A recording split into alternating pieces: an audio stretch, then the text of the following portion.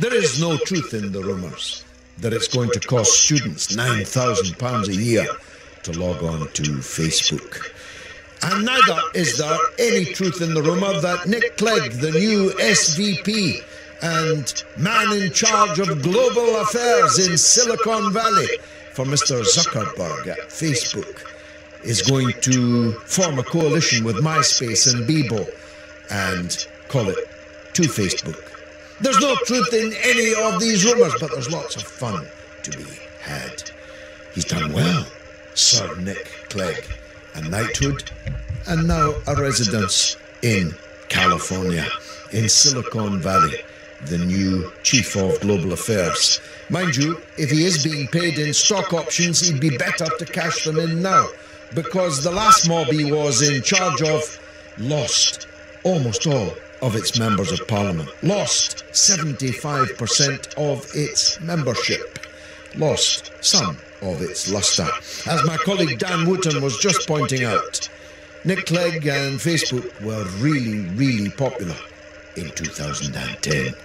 We'll be having some fun, not just with Sir Nick, but with the idea of politicians going through that revolving door. What would be the appropriate job for some of those? My colleague Tamer had a great one.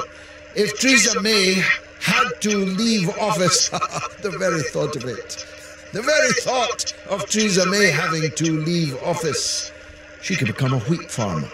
That kind of gag, that's what I'm looking for, in writing or on the telephone. We'll be talking about Facebook and the public square, because he's got his work cut out for him, Sir Nick Clegg, because Facebook has suddenly become really unpopular.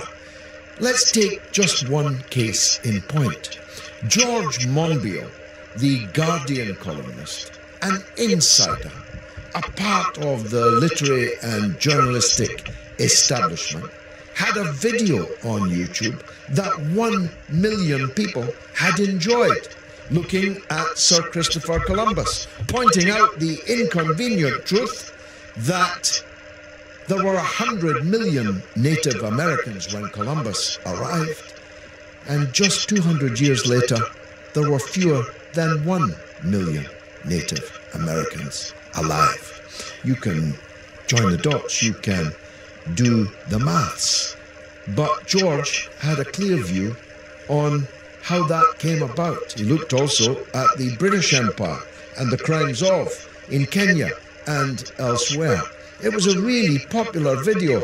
I haven't yet seen it myself, but like millions of you, I'm now determined to, because the book that they ban always goes onto the bestseller list. Facebook took it down without explanation to George Monbiot, a milk and water green liberal. We're not talking a Bolshevik here. They took it down with no right of appeal. They are policing the public square, as are these other technology giants, in the interests of the powerful, in the interests of the prevailing orthodoxy. And they are exiling to the edges those with a different point of view. How's Nick Clegg going to spin that? Although, as one wag has just pointed out on Twitter, perhaps Mark Zuckerberg, like David Cameron before him, just needed somebody to make the coffee and do the photocopying. We'll be talking about Brexit and the very idea that Theresa May might be gone next week. It is perfectly possible that David Davis will be an agreed stand-in Prime Minister by next Friday.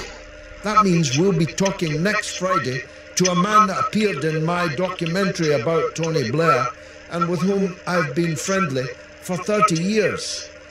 He might be Prime Minister next week. Why? Because he can chew gum and walk in a straight line at the same time, neither of which attribute appears at the moment present in the form of our Prime Minister. We're talking about a woman who has almost overnight apparently lost the support of very substantial numbers of her own members of Parliament, albeit for diametrically opposed reasons. Some Tory MPs are against her because despite being a Remainer, she is intending on, in one form or another, delivering the Brexit result that the referendum decided on. Others are against her for the opposite reason, that the Brexit she's going to come back with is not at all what they think the British people voted for. I speak, of course, on the eve of one of these soft shoe shuffles in central London, where the FBPE crowd, the Remainer crowd, with no dogs this time, it would appear, but the soft shoes and the waft of expensive cologne and chiffon scarves will be there in significant numbers, we're told. In fact, Alistair Campbell has insisted on BBC last night that the government must listen to the marchers in central London. Which is passing strange, because I was one of those at the front of a march of 2 million people in central London, beseeching him and Tony Blair not to invade and occupy Iraq. And the same Alistair Campbell turned a deaf ear to all of us. On the subject of Alistair Campbell, in just half an hour before coming on this show, I conceived the idea of my next film, The Strange Death of David Kelly. And there's interest in it already from Netflix. And lots of you are queuing up to fund it. I promise you, Alistair, I will leave no stone unturned. We'll be talking also about crime in London. We'll be talking about the murder of a father of 2 in Battersea in London this week. Of course, he's one of a very large number of people murdered, but his case captured my imagination, not least because I used to live around the corner from where this crime took place. He was a lorry driver. He was 46. He had 2 children, and he was stabbed to death. And it's thought that that was because he confronted drug dealers operating outside his door in his street. We'll be talking about Windrush and why we're not talking about it anymore. We'll be challenging the colour of First World War memory. Did you know? Well, that's an OTO's question, because I know that you don't know. You don't know, and I didn't know until I read this book, that 4 million Asian and African soldiers were fighting for the British Army in the First World War. 4 million of them. And yet they have been airbrushed from the culture, from the popular memory of that war, the centenary of the ending of which, of course, we commemorate next month. We'll be talking also about, or I will, about Saudi Arabia and the hapless Jamal Khashoggi.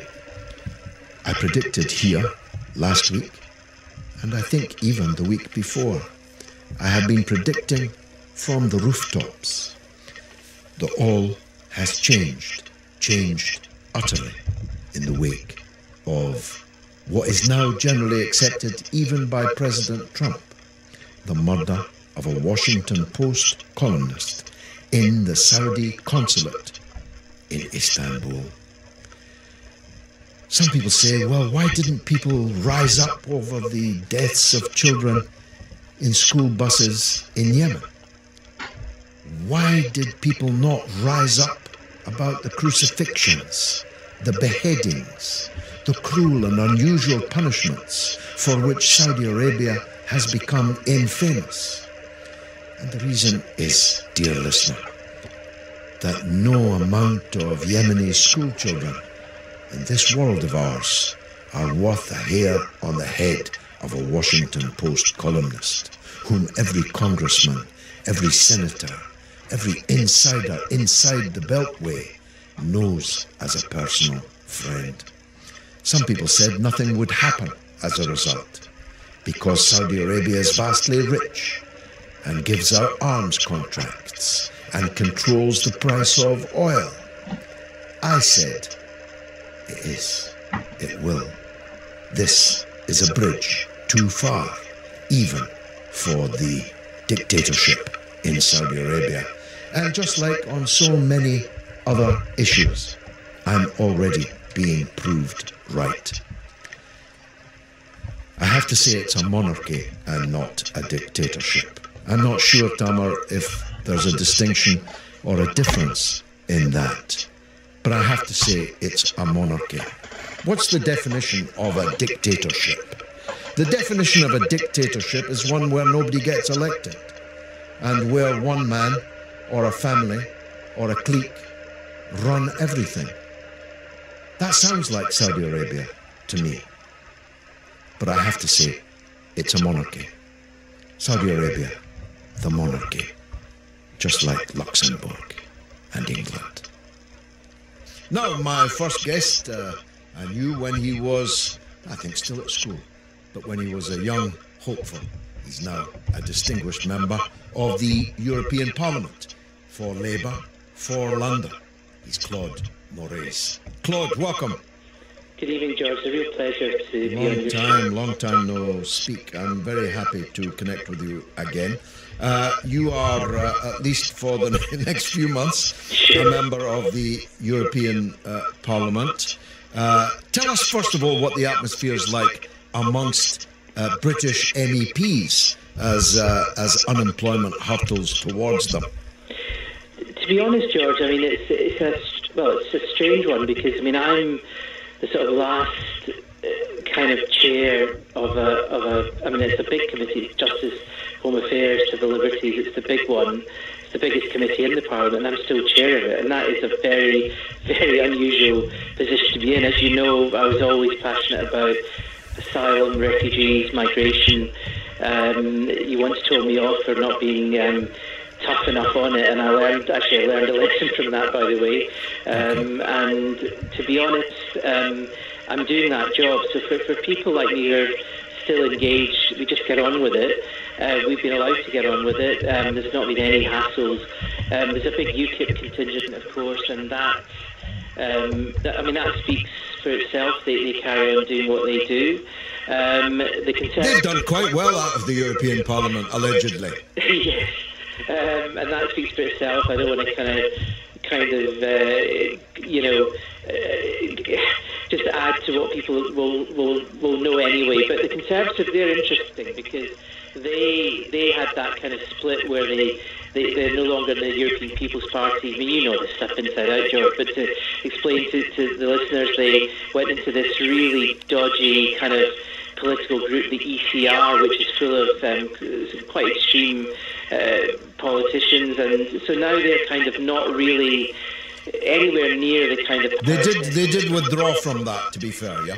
Yeah, they withdrew from that, and so in a way they kind of don't have much to say inside the Parliament itself, but of course they are a contingent of a government which is negotiating for us, so of course that is interesting. So yes, so if you're doing your work, if you're getting on with it, and I know that you as a Member of Parliament, and I knew you as a Member of Parliament, you worked incredibly hard, and if you do that and you're engaged, of course, and it's the same for an MEP, I do my work. I'll be speaking at the Stand Up to Racism conference tomorrow with Dan and John McDonnell tomorrow. I carry on with my work, and but if you're not doing that, of course, yes, of course, it's the end, and that's... Is there a wee part of you, Claude, that still hopes, even at this 11th hour, that the gig might go on? No, absolutely not. And you know me, actually, and people might be confused about all of that, but I'm an Indian immigrant. People won't know that from the name, but we came as a family to Beldovan Terrace, a poor part of Dundee, and I grew up knowing your politics, and I grew up there, and I was never, when I joined the European Parliament, some kind of Euro fanatic or anything. I had been a director of an NGO, Joint Council for the Welfare of Immigrants. I saw what Europe could perhaps do for the issues that I was interested in. And in fact, we had a conversation where you actually warned me about the list system. And the list system that we had adopted kind of mitigated against doing,